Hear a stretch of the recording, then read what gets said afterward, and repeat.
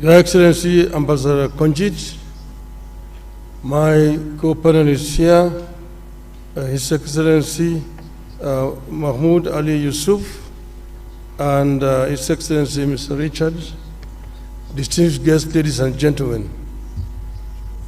Good evening, Africa. Africa, hamjambo, bonsoir, salam alaikum, rahmatullah ta'ala wa barakatuh. Boa noite. I am delighted to have opportunity today to stand before you as the son of Africa.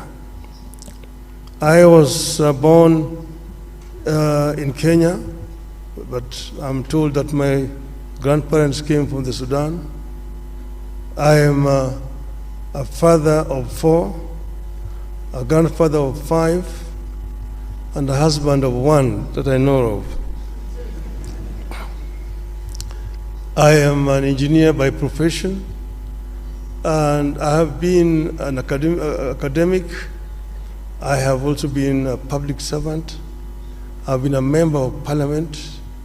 I've also been a prime minister and also leader of opposition.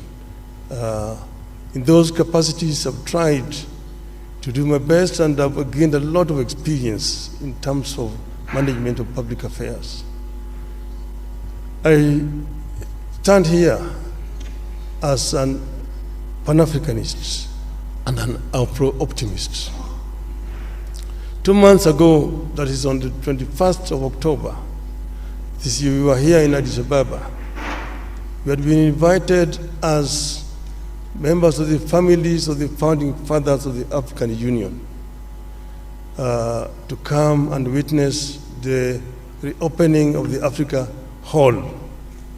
That's the hall where the OAU was launched in 1963. And we're happy to be here with Madam Ambassador Konjit, who was there as a young girl at that time.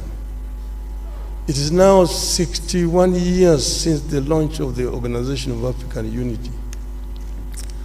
And at that time, if you read the speeches of the founding fathers on that day, they were very passionate, and all of them talked about African unity.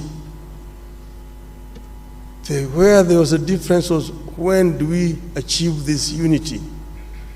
There are those who, under the school of thought, that the unity now. There are those who said, no, we need to be gradual in this. Let us first build the building blocks, the regional unions, which will eventually translate into formation of the African Union as a whole. But now we have they came up 50 years later with Vision 2063, which now hopes to get Africa united, one union government by 2030, and move on to attain the vision, the wishes of the founding fathers of Africa. I say that I have the experience. I've been part of this movement for changing the continent. We know that some achievements have been made. Africa is now completely liberated, but there's still work to do. And I believe that I have what it takes to get us where we want to do.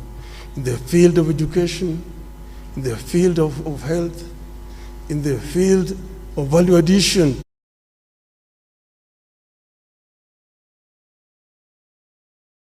To the abundant wealth that we have on the continent, in the field of trade, inter-African trade.